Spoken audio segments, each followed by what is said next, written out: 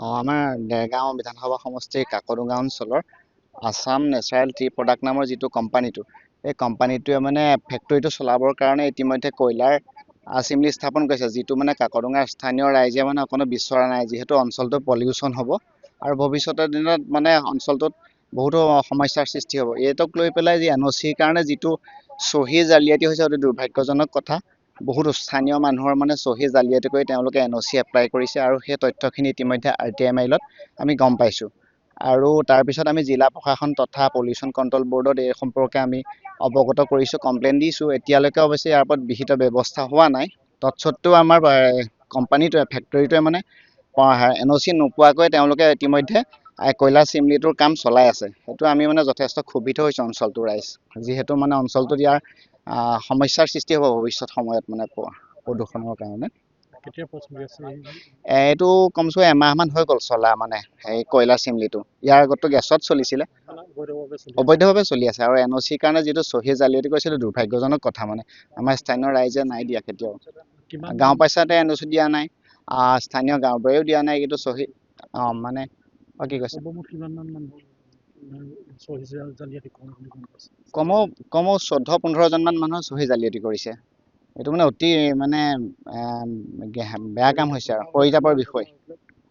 হয়, প্ৰশাসনক ইতিমধ্যে আমি আমাৰ ফালৰ পৰা জনোৱা হৈছে। প্ৰশাসনে ব্যৱস্থা গ্ৰহণ কৰিম কৈছে, কিন্তু এতিয়ালৈকে কৰা নাই। তৎসত্ত্বেও মানে পলিউশ্যনৰ চাৰ্টিফিকেট নোপোৱাকৈ ফেক্টৰী কয়লাৰ চিমনি ইতিমধ্যে চলি আছে।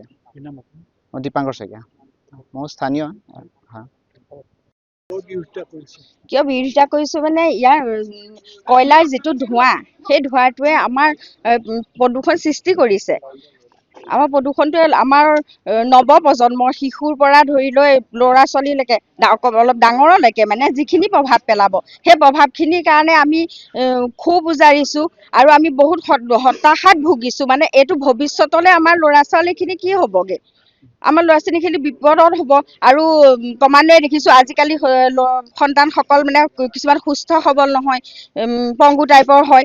এইবিলাকৰ কাৰণতে হয়। সেইকাৰণে আমি গাঁৱলীয়া মানুহ, যিহেতু আমি অকৰা অজলা মানুহ, তথাপিতো বুজি পাইছোঁ যে এটা কয়লাৰ চিমনিৰ পৰা কিমানখিনি প্ৰদূষণ সৃষ্টি হৈ পেলাই আমাৰ নৱপ্ৰজন্মৰ কাৰণে কিমানখিনি মাৰাত্মক ৰোগত মানে পৰিব পাৰে।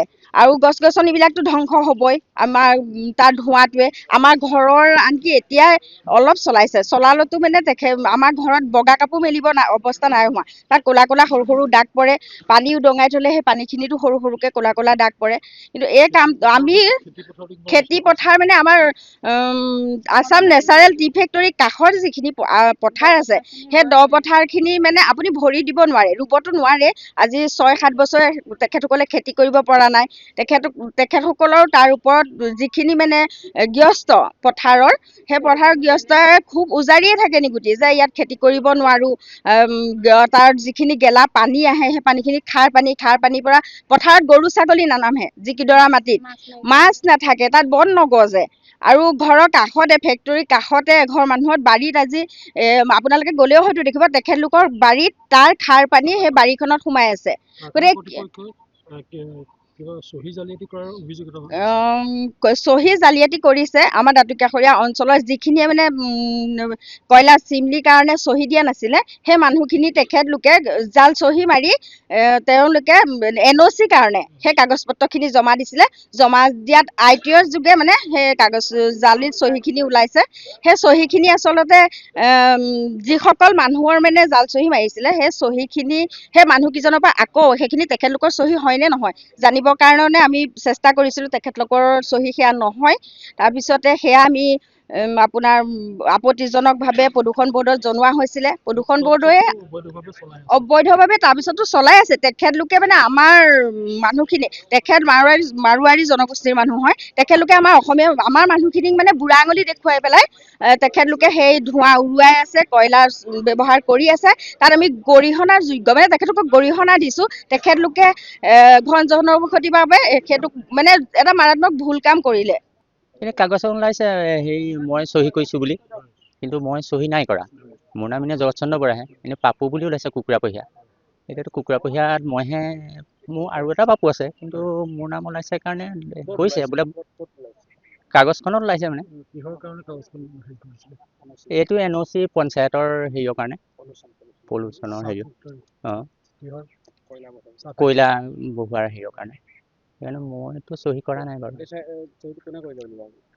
সেইটো এতিয়া নাজানিম নহয় মোৰ নাম পাপু বুলি এতিয়া হেৰিয়া মই চহী জগতচন্দ্ৰ বৰা বুলিহে মাৰোঁ সঞ্জীৱ বৰা মোৰ নাম হয় জালিয়াতি কৰিছে বুলি কৈছে কিন্তু আমি কিহত চহী মাৰিছে নাজানো আমিতো চহী নাই মৰা আমাৰ চহী কোনো মানুহ যোৱা নাই আমি গম নাপাওঁ আমাৰ চহী ওলাইছে বুলি এতিয়া মানে ITMতে গম পাইছোঁ যে আমাৰ চহী তাত ওলাইছে আমিতো চহী ফেক্টৰীৰ লগত মোৰ কোনো তেনেকুৱা এইটো কিবা কয়লা চিমনি বহুৱাৰ ক্ষেত্ৰত প্ৰদূষণ কাৰণে NOC বিচাৰি পেলাই মাৰিছিলে নেকি বুলি গম পাইছোঁ কিন্তু কিয় NOCয়ে বিচাৰিছে নে কি বিচাৰিছে এইটো আমাক সোধা নাই গম নাপাওঁ কিয়লৈ চহী মাৰিছে মোৰ চহীটো ওলাইছে তাত এই মানে সেইটো কাৰণে বৰ্ডৰ মানে আমি পিছত গম পালোঁ কথাটো মইতো চহী মৰা নাই আৰু বা ফেক্টৰীৰ লগৰ মানুহৰ লগত মোৰ কোনো সম্পৰ্ক নাই মই ফেক্টৰীলৈ অহা কোনো মই অহা হেৰি নাই তেনেকুৱা এতিয়া আমি এতিয়া 220 বা আমি প্ৰদূষণ বৰ্ডত এইবোৰ কমপ্লেইন কৰিছোঁ এইবোৰ আৰু যোগাযোগ কৰিম পিছলৈ কেনেকৈ এইটো কি হয় আছিলে সঁচা কথাটো মানে উলিয়াব লাগিব কেনেকৈ কোনে ক'ত কি কৰি মাৰিছে এতিয়ালৈকে মই জনাত সিমানেই ঠিক আছে লক্ষী গগৈ এতিয়া আমাৰ কাষতে থকা আছাম নেচাৰেল টি ফেক্টৰী যিটো আছে সেইটো নতুনকৈ এটা কয়লা চিমি বহাইছে আমাৰ ওচৰৰ গোটেইখন ঘন পৰিৱেশত থকা ঘন চুবুৰী অঞ্চল এইটো যথেষ্ট অনিষ্টকৰ কাম কৰিছে প্ৰদূষণযুক্ত কাম কৰিবলৈ বিচাৰিছে আৰু আটাইতকৈ ডাঙৰ কথা যে তেওঁলোকে ওচৰ পাজৰৰ বহু ব্যক্তিৰ চহী জাল কৰিছে আৰু সেই জাল কৰাটো এটা খুব ভাল কাম কৰা নাই আপোনাৰ চহীও জাল কৰিছে মোৰ চহী জাল কৰিছে এতিয়া কি কৰিব আপুনি চহীটো জালিয়াতি কৰিছে বুলি ৰাইজে কৈছে মানে NOCৰ কাৰণে আপুনি কোনো ধৰণৰ চহী মৰা নাই মই এতিয়া ৰাইজে সুধিছে তই চহী মাৰি দিছ বুলি মোক ধৰিছে ৰাইজে এই বস্তুটো হোৱাবলৈ হেৰি কৰিছে মানে চিমনি দি বহাব নালাগে চবৰে প্ৰদূষণৰ কাৰণে অসুবিধা হ'ব বুলি বিৰোধিতা কৰিছে তাত ৰাইজৰ লগত মই একমত হৈ কৈছোঁ যে মোৰ চহীটো কেনেকৈ জালিয়াতি হ'ল মইতো দিয়াই নাই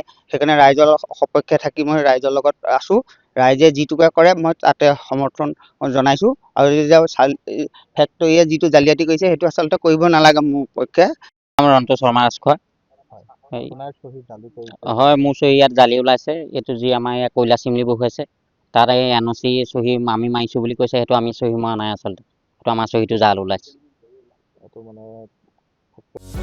যিকোনো খবৰৰ বাবে যোগাযোগ কৰক আমাৰ এই নম্বৰত 9181 307 221